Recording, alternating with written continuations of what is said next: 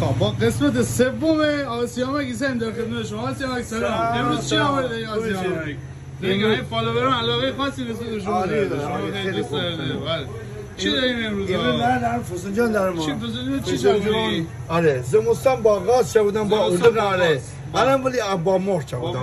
چون هندی کسی اردک نخوره آره. این فسنجان عالیه. چی چاونن شما یا؟ می پلاپش چونم خونه. پلاپش چیزه؟ پلاپش می خانم ببینید.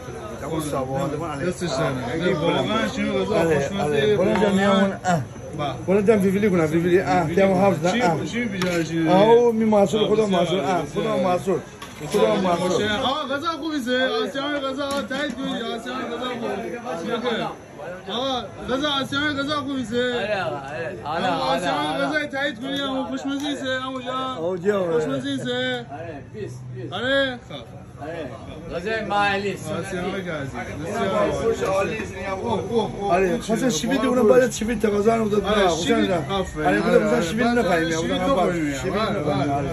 ماست موسیرم بردم آره ماست موسیرم دارم ماست موسیر آره نوشابه سمنای حاضر آره بالام بزنم بالام دارم بالام ما بردم علی قادو حرفی سخنی برای این فالووران عزیز داری همون دقیقا شما هستیم تشریف بارد همون دقیقا شما هستیم بازار محلی لشترشا بازارچی لشترشا بازار رضا دقیقا شما هستیم آسیامک عزیز آره کوچیک شامبورس شما دقیقا شما هستیم قربان شما شما قدم قربان خدا حافظ